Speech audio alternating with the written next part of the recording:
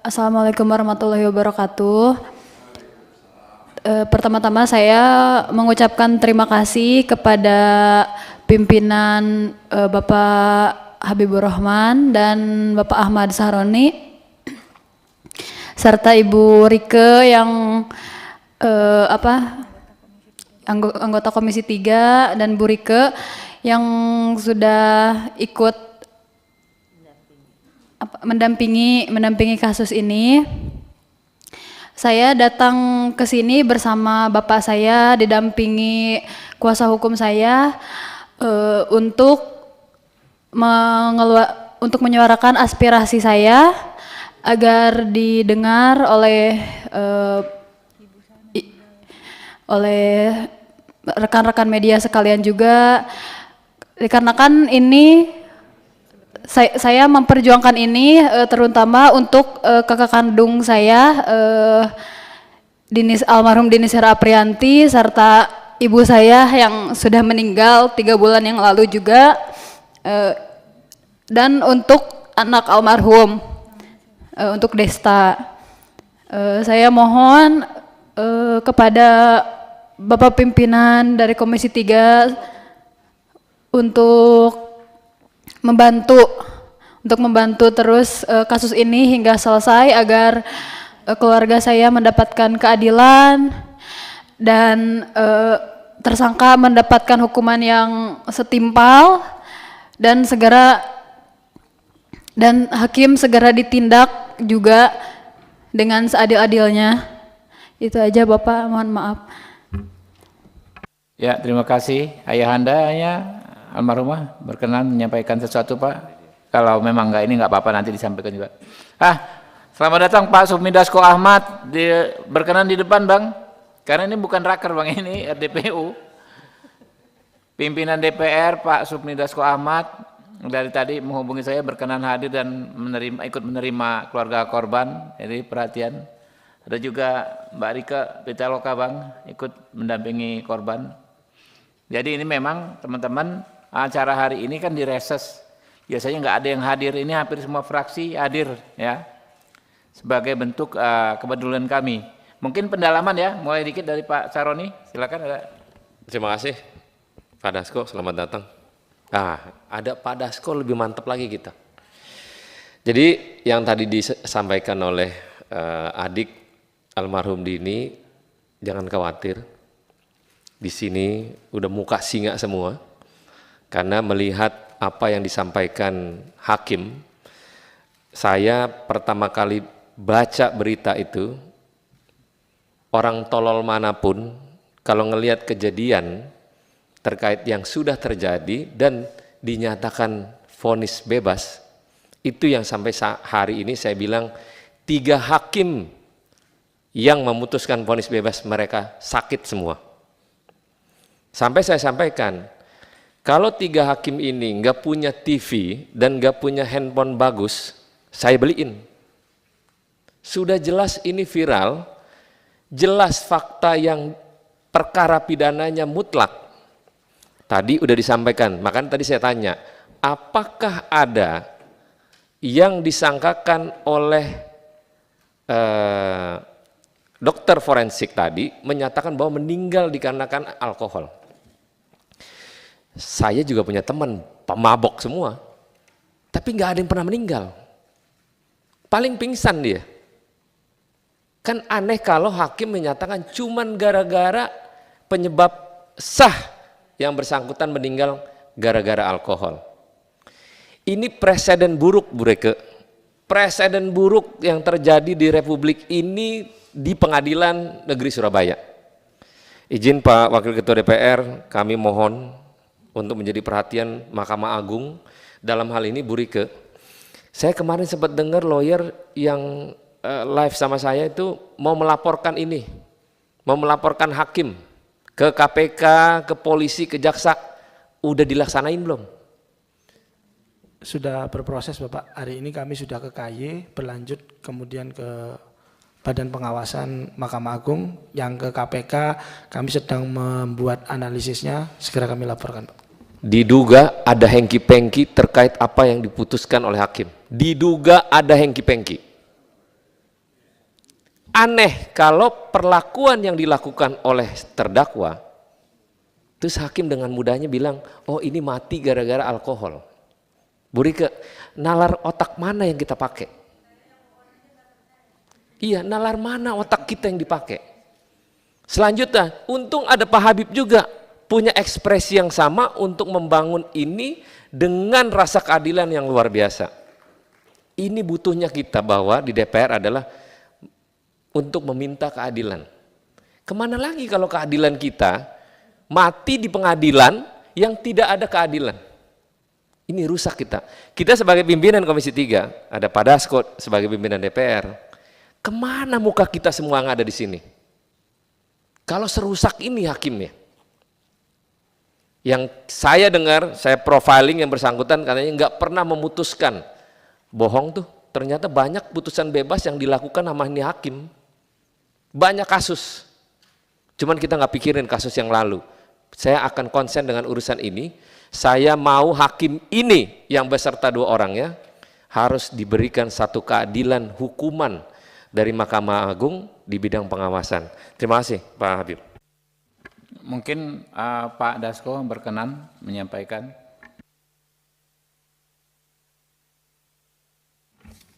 Baik, terima kasih. Assalamualaikum warahmatullahi wabarakatuh. Yang terhormat pimpinan Komisi 3 beserta kawan-kawan sekalian, keluarga almarhumah dan tim pengacara korban. Yang pertama-tama saya ucapkan turut berduka cita yang mendalam atas berpulangnya almarhumah dalam keadaan yang menurut kita sama-sama memprihatinkan. Yang kedua, terkait polemik ketidakadilan yang diterima oleh korban dan keluarga korban, tentunya kami dari DPR akan berkomitmen untuk mengawal dan menuntaskan masalah ini. Dan sebagai lembaga yang melakukan pengawasan terhadap lembaga yudikatif, kami akan melakukan hal yang terbaik yang akan bisa kami lakukan, dan kami berkomitmen bersama teman-teman di Komisi Hukum ini untuk terus mengawal sehingga korban dan keluarga korban dapat menerima hak dengan seadil-adilnya.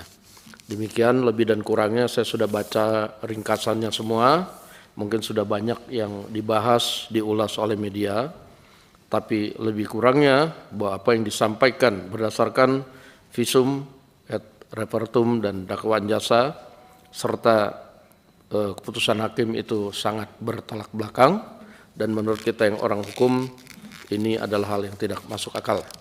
Demikian sedikit dari saya, mudah-mudahan kita semua bisa mengawal perkara ini. Wassalamualaikum warahmatullahi wabarakatuh. Waalaikumsalam warahmatullahi wabarakatuh. Mungkin dari saya kiri, Pak Adang silakan. Assalamualaikum warahmatullahi wabarakatuh.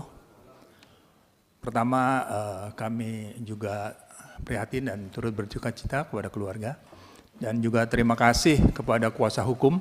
Saya terus terang saja dengan membaca apa yang disampaikan kuasa hukum ini, saya sangat berkeyakinan bahwa masalah-masalah ini terjadi suatu hal yang tidak benar. Wajar kalau Komisi 3 akan melakukan pendalaman dan bekerja sama dengan mitra kerja. Jadi kalau pimpinan, apa yang tadi disampaikan oleh pimpinan saya tidak akan ulangi lagi. Yang penting semangat Komisi 3 untuk membangun rasa keadilan bagi masyarakat bangsa dan negara ini kita lakukan. Sekali lagi saya ingin mengucapkan terima kasih kepada kuasa hukum ya. Ini bagus sekali bahannya. Dalam waktu singkat kita mampu membaca apa yang sebenarnya. Ya, banyak sekali yang tadi disampaikan, masalah otopsi, masalah foto, dan itu sudah yakinlah kita.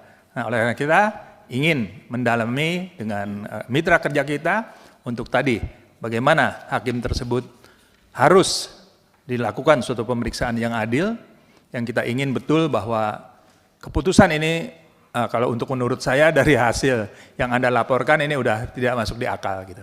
Terima kasih. Wassalamualaikum warahmatullahi wabarakatuh. Waalaikumsalam warahmatullahi wabarakatuh. Pak Heru, silakan. Terima kasih pimpinan. Assalamualaikum warahmatullahi wabarakatuh.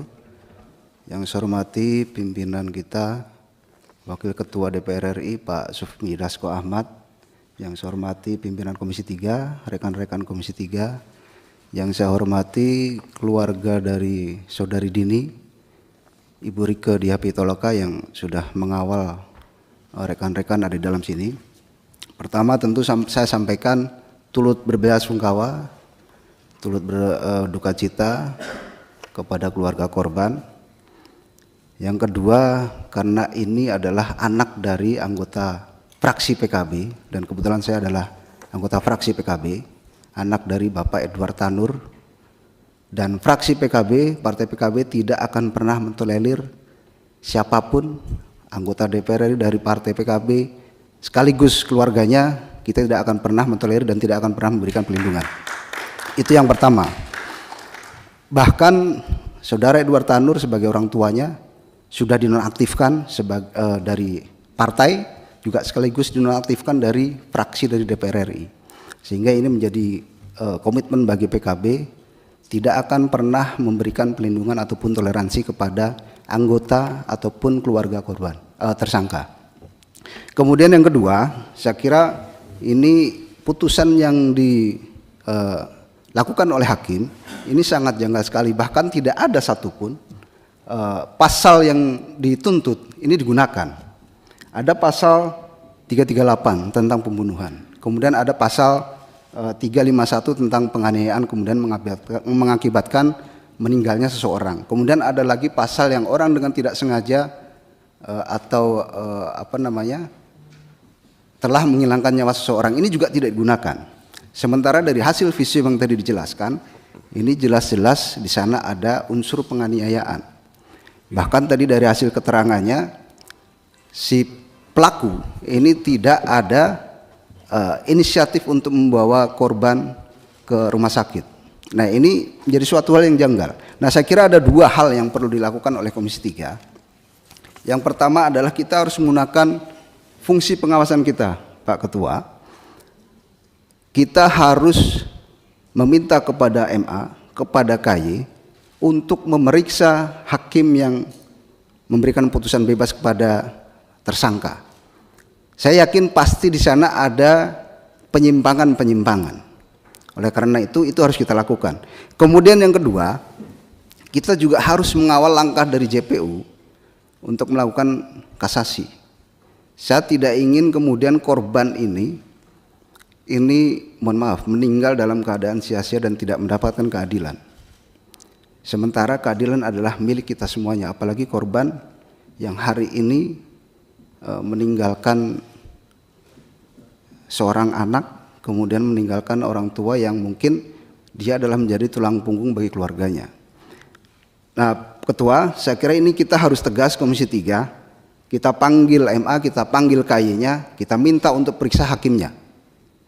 Kalau memang di sana terjadi penyimpangan, pecat hakimnya. Kalau memang kemudian ada pelanggaran pidana, pidanakan hakimnya. Ini tegas. Saya kira itu pimpinan. Terima kasih. Wallahumma muwaffiq ila aqwamit thoriq. Assalamualaikum warahmatullahi wabarakatuh. Eva, monggo. Assalamualaikum warahmatullahi wabarakatuh. Yang saya hormati pimpinan Komisi 3 dan seluruh anggota Komisi 3 yang hadir, yang saya hormati keluarga korban dan semua pendampingnya, termasuk Ibu Rike. Yang pertama tentu saya ingin menyampaikan turut berduka cita kepada keluarga dengan meninggalnya almarhumah. Tentu ini sebuah kejadian yang tidak mudah diterima oleh keluarga. Kami pun yang mengikuti dari media, mengikuti dari berbagai pemberitaan ini pun juga merasa berat sekali untuk menerima kejadian ini. Yang berikutnya, saya berterima kasih pada pimpinan Komisi 3 yang mengadakan RDPU ini dan kemudian mengundang kami anggota Komisi 3 dan tentunya pada pimpinan DPR Pak Sukmi Dasko yang telah mengizinkan RDPU ini dilaksanakan pada masa reses. Ini bentuk keprihatinan kami dan perhatian kami semua kepada masyarakat, dalam hal ini adalah keluarga, bagaimana seluruh masyarakat harus menerima keadilan hukum, karena tujuan hukum itu adalah kepastian hukum, kemanfaatan, dan kemudian keadilan itu sendiri. Di sini tujuan hukum tidak terpenuhi tiga-tiganya. Oleh karena itu saya melengkapi apa yang sudah disampaikan oleh pimpinan Komisi 3 dan seluruh anggota Komisi 3 yang mendahului untuk menyampaikan pendapatnya bahwa ini harus di-follow up, ini harus ditindaklanjuti, pengawasan kita terhadap mitra-mitra Komisi 3 harus kita tindaklanjuti dan segera kita jelaskan ini persoalan ini dengan sejelas-jelasnya. Yang berikutnya tadi pimpinan ada usulan untuk pencekalan, usulan dari keluarga untuk pencekalan pada tersangka. Saya rasa ini pun juga patut kita terima dan tindak lanjuti, mungkin sebagai salah satu hasil dari RDPU ini yang kemudian bisa dilaksanakan oleh pemerintah. Demikian yang bisa saya sampaikan. Wallahul muwaffiq ila aqwamit thoriq. Wassalamualaikum warahmatullahi wabarakatuh. Waalaikumsalam, ya Pak Santoso, silakan. Assalamualaikum warahmatullahi wabarakatuh. Pimpinan dan anggota Komisi 3 yang saya hormati, kuasa hukum dan keluarga dari almarhum Dini Sera Aprianti serta Bu Rike dan kawan-kawan. Dari apa yang telah disampaikan, saat ini kan di Indonesia ini sudah tren, no viral, no justice. Tapi nyatanya peristiwa yang viral ini tetap tidak diwujudkan juga justice yang harus dilakukan oleh para hakim. Dari kejadian ini menunjukkan bahwa jelas mafia peradilan di Indonesia bukan isapan jempol, tapi ini fakta. Sehingga saya berharap keputusan ini pasti tidak berdiri sendiri. Ada pihak-pihak yang ikut bermain. Itulah nanti yang menjadi tugas fungsi pengawasan Komisi 3 untuk melakukan ini. Di antaranya adalah kita harus mengusulkan kepada Mahkamah Agung melalui Bawas agar memeriksa para hakim di peradilan itu apakah yang diputuskan benar-benar sesuai dengan fakta di lapangan dan fakta hukum atau memang terjadi pesanan-pesanan, terjadi unsur mafia peradilan, akhirnya keadilan yang harus diwujudkan diabaikan oleh para hakim.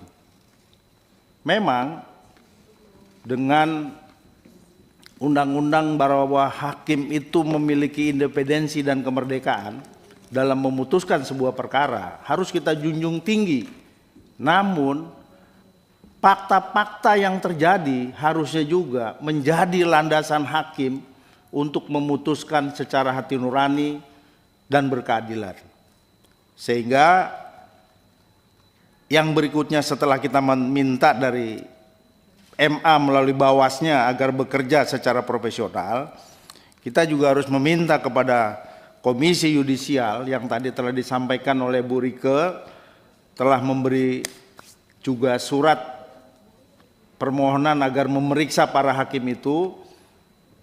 Saya kira kita Komisi 3 juga harus mengingatkan kepada Komisi Yudisial secara resmi agar benar-benar memeriksa yang bersangkutan dan jika itu terbukti langsung memberi sanksi yang paling akhir, yang paling keras, karena ini telah menyangkut nyawa manusia dan kita lihat pelakunya bebas sehingga banyak persepsi di publik ternyata hukum ini memang tidak berlaku bagi orang-orang yang memiliki jabatan dan uang.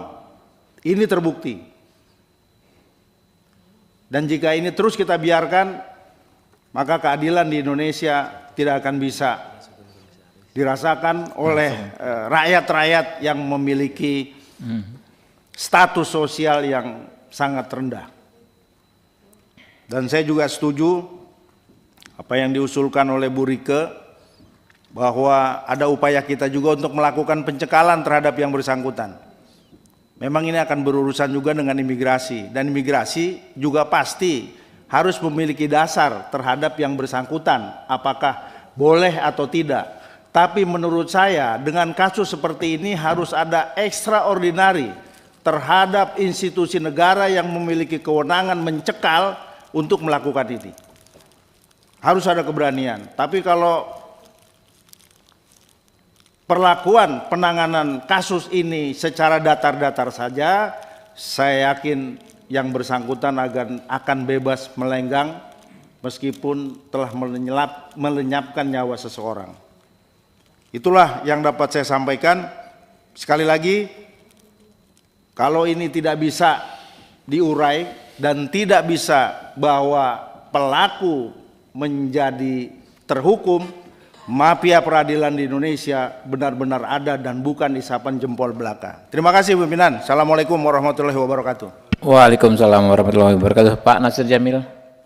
Terima kasih Ketua. Assalamualaikum warahmatullahi wabarakatuh. Selamat siang dan salam sejahtera untuk kita semuanya.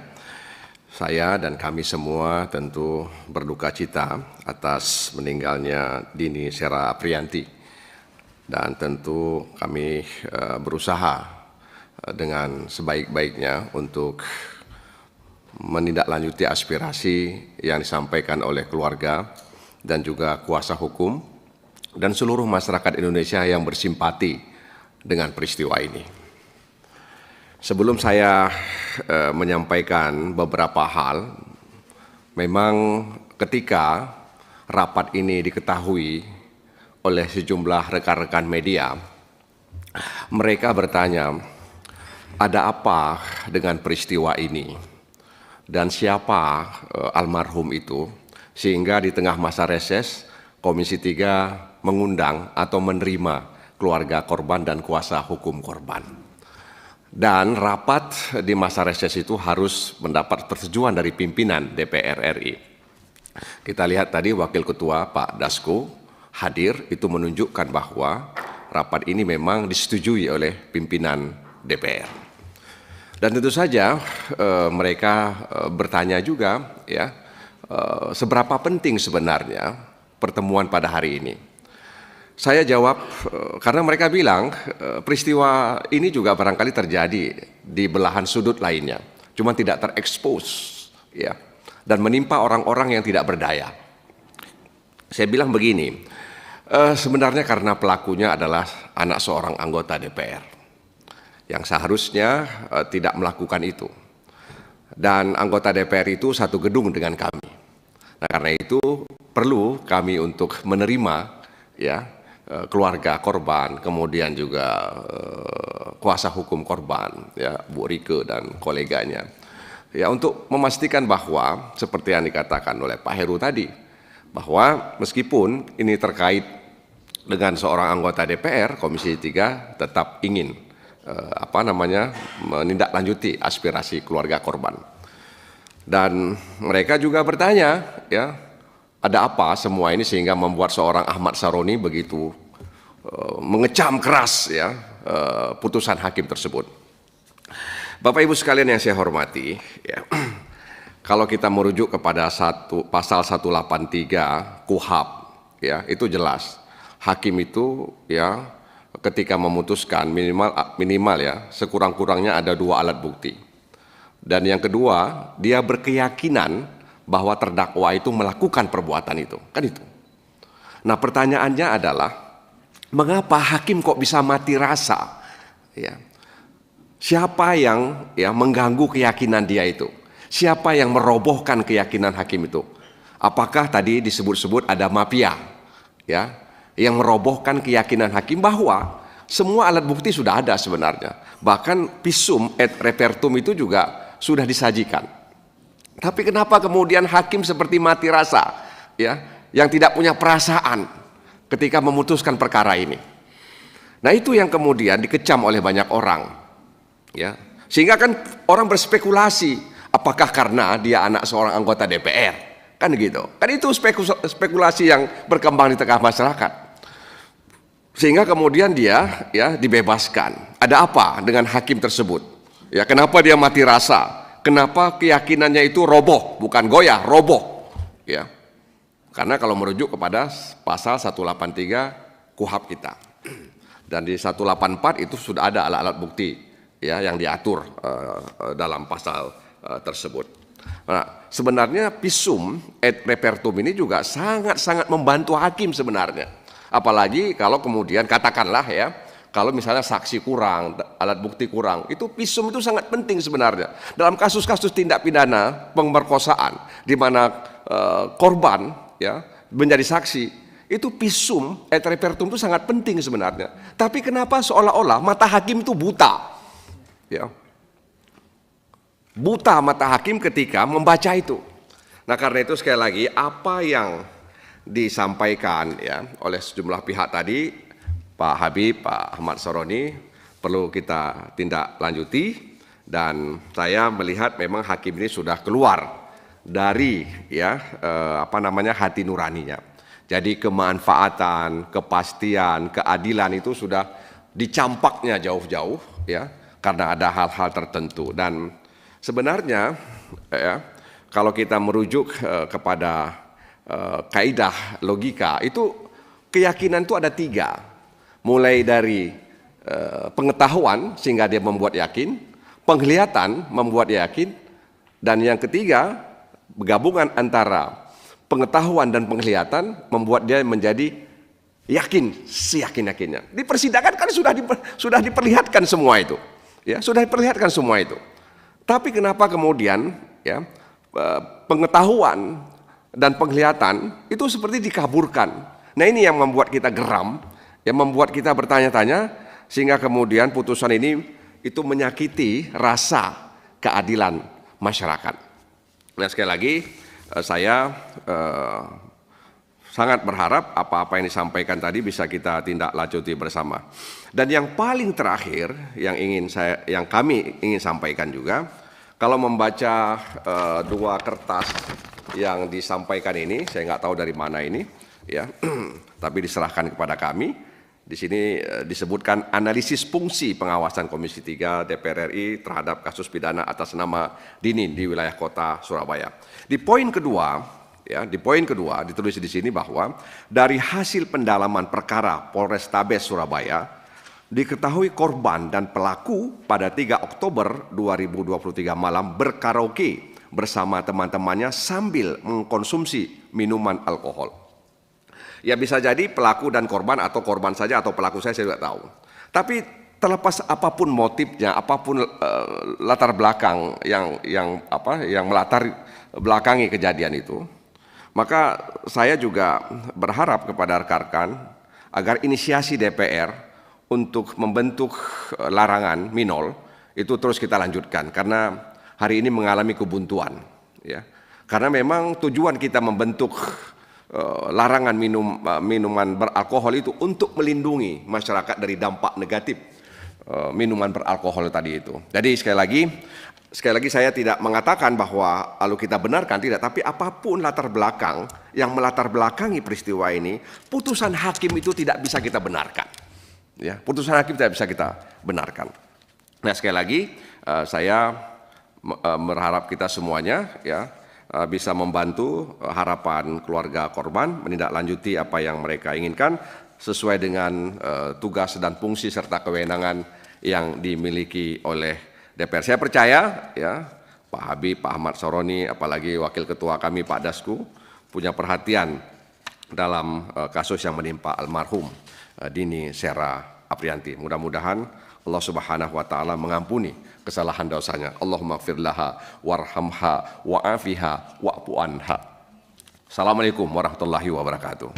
Waalaikumsalam warahmatullahi wabarakatuh. Mungkin ini sebagian besar sifatnya dukungan ya, Pak kuasa hukum dan keluarga. Jadi bukan bersifat pertanyaan. Mungkin kita bisa langsung ke draft kesimpulan. Bisa dibuka kesimpulan. Ya, ada yang membacakan? Pak Heru?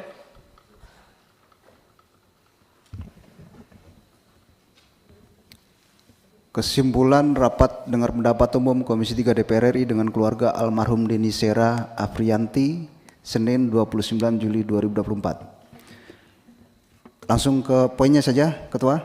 Ya. Poin pertama, Komisi 3 DPR RI meminta Mahkamah Agung dan Komisi Yudisial secara proaktif untuk menindaklanjuti kasus almarhum Dini Sera Afrianti sesuai dengan ketentuan perundang-undangan. Mungkin ada koreksi? Bukan proaktif untuk menindaklanjuti kasus, tapi kan secara proaktif untuk menindaklanjuti putusan bebas, ya, majelis hakim, ya kan? Bukan menindaklanjuti, enggak, ini kasus betul. Menindaklanjuti, ya. Kasus apa yang dilanjuti? Jadi kan harus jelas juga kasus itu kan karena ada putusan bebas kan? Enggak. Yang lebih ekstrim Itu aja. P3 aja kan, saya P3 kan? Iya, ya. Komisi 3 DPR RI meminta Mahkamah Agung dan Komisi Yudisial segera memeriksa hakim-hakim yang dimaksud. Oh, itu lebih keren lagi gitu. Langsung konkret. Langsung. Meriksa. Jadi jangan langsung aja periksa. Ya. Rubah.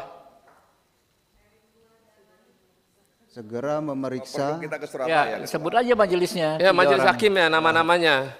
Perkaranya majelis hakimnya sebut. Majelis hakim ya. Ya. Dalam Menindaklanjuti kasus vonis bebas yang dimaksud. emang berkelas. Calon ciri-ciri wakil ketua DPR udah nampak dari Pak Samor tadi. Para hakim yang termasuk dalam majelis Perkara yang nomor berapa? hakim terkait perkara menindaklanjuti. Enggak usah lagi dan menindaklanjuti, nggak perlu. Segera memeriksa hakim, udah itu aja. Dah, hapus. Sesuai dengan perundang-undangan, yes.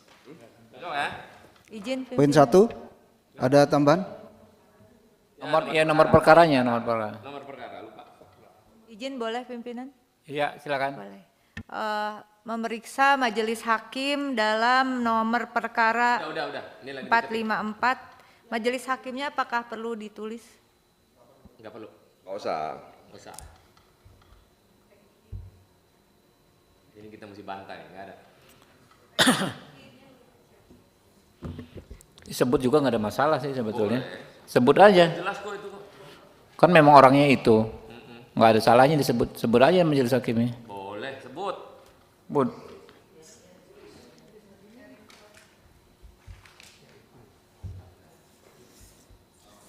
Oke, yang nomor 2, Komisi 3 DPR RI meminta Jaksa Agung untuk mengajukan kasasi. Langsung aja. Nggak usah upaya hukum lagi. Hah? Nomor perkaranya 2024 Bapak. Jadi Oh, 2000. Oh, salah. Oke. Makanya nama hakimnya sebut nanti ya sambil diketik ya. Guys, yang tukang ketik tuh nama hakimnya tuh. Kita bahas Komisi 2 tapi yang tukang ketik nama hakimnya tuh. Tahu, mereka pasti tahu, bisa cek. Cek yang benar.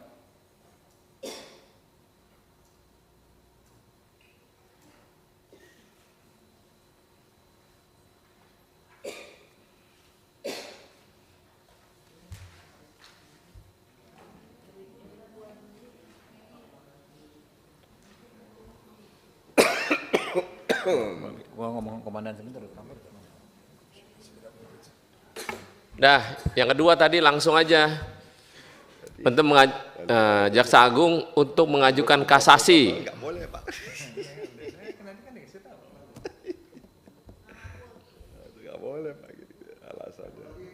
Dah, Erin, oh, oke.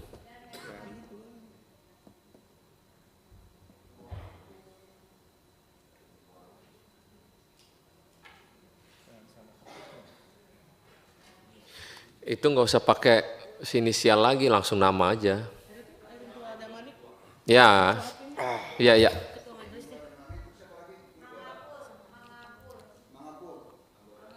Anggotanya.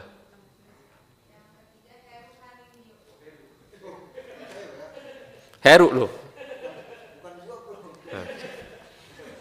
Tapi yang tadi kita menarik adalah Pak Heru bilang yang bersangkutan harus dipecat atau dipidana. Ah, itu mantap itu.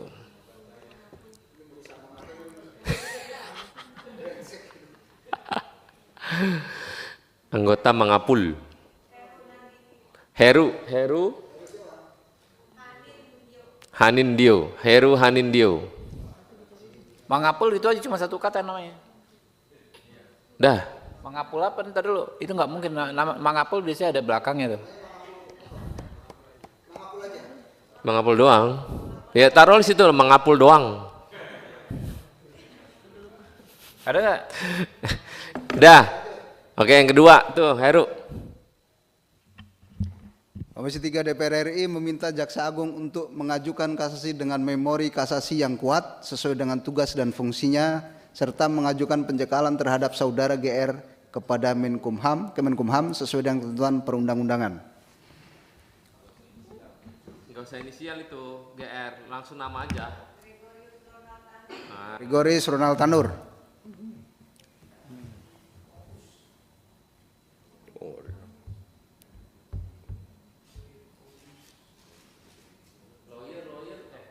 Kalian juga lawyer jangan takut ya. Siap. Awas kalian takut. Aman, Pak. Ini kayaknya. Masa kuasa hukum takut-takut? Jangan. Gimana pimpinan? Oke, yang ketiga. Yang ketiga, Komisi 3 DPR RI meminta LPSK untuk Kita bilangnya tidak meminta. Komisi 3 DPR RI wajib memberikan Komisi 3 DPR RI meminta LPSK. Wajib. Bukan meminta lagi. DPR RI wajib memberikan perlindungan. Coba narasinya coba.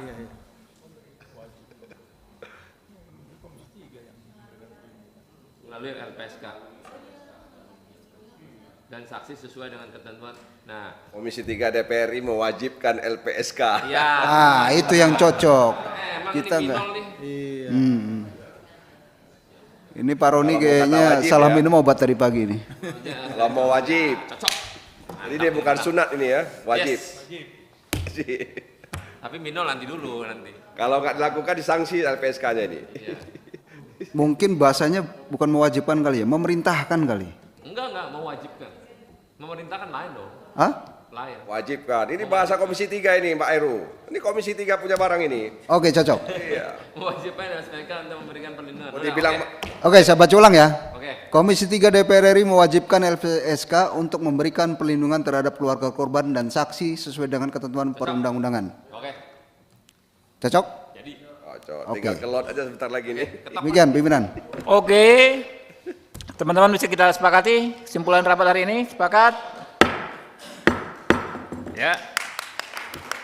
Hidup Pak Habib.